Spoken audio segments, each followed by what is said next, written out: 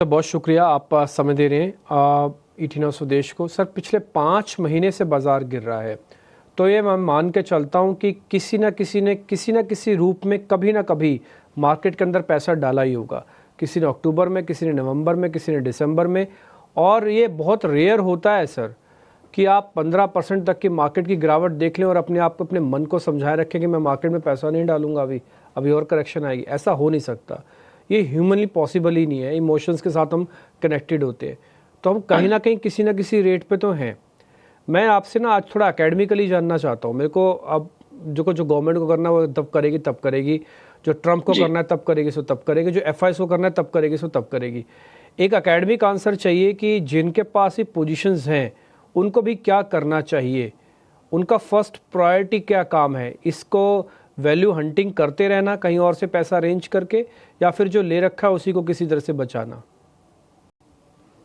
देखिए, थ्योरेटिकली अगर आप पूछ रहे हैं तो मैं आपको वो थ्योरेटिकल में थोड़ा हमारा प्रैक्टिकल भी डाल देता हूँ, क्योंकि हम लोग जो कर रहे हैं मार्केट में, जो जिस तरह से हमारा बिहेवियर है वो ये है कि पिछले 5-6 साइकिल का जो जो हमारा एक्सपीरियंस है उससे एक चीज हमने सीखी है कि जब एक साइकिल खत्म होती है तो उस साइकिल के जो हीरोज होते हैं, जो स्टॉक्स, जो सेक्टर्स बहुत अच्छा परफॉर्म करते हैं, वो अगली साइकिल में चेंज हो जाते हैं, उसमें बदलाव आता है।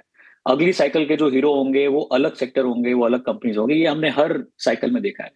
तो इस समय हम लोग जो कर रहे हैं वही मैं रेकमेंड करूंगा कि आप अपने पोर्टफोलियो को, आपने जो स्टॉक्स खरीदे हैं, जो कंपनीज में आपका निवेश है, उसको बहुत ही करीब से देखें, बहुत ही डीप देखें। उसमें ऐसी जरूर कंपनीज होंगी जो हर बुल मार्केट में सबके पोर्टफोलियो में आती हैं, जो जो अगर आप एक डिस्पैशनली देखें तो आप सोचेंगे कि मैंने क्यों ये स्टॉक खरीदा था। उसका लॉन्ग टर्म कुछ आपको फ्यूचर दिखाई नहीं देगा। आई थिंक वो जो पोर्शन आपका पोर्टफोलियो का है, आई थिंक ये बहुत ही अच्छा समय है उसमें से निकल जाने का।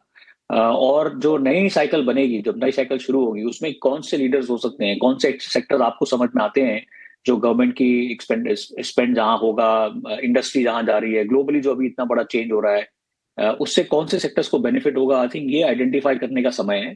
साइकिल का जो बॉटम है, जो जब भी होगा, बोल नहीं सकते कब होगा, बट जो करेक्शन चल रहा है, जैसे ये करेक्शन चेंज होगा, जो साइकिल घूमेगी, तो एक अपने पोर्टफोलियो को आपको उसके तरफ उस तरह से चेंज करना है और उस डायरेक्शन में ओरिएंट करना है।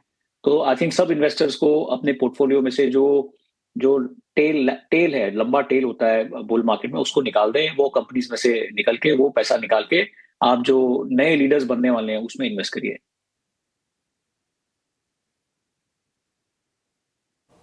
ठीक है सर, बहुत शुक्रिया, थैंक यू वेरी मच। अच्छा लगा आपसे बातचीत करके और मज़ा भी आया। काफ़ी फैक्चुअल शुक्रिया। इंसाइडिंग इन्फॉर्मेशन थी।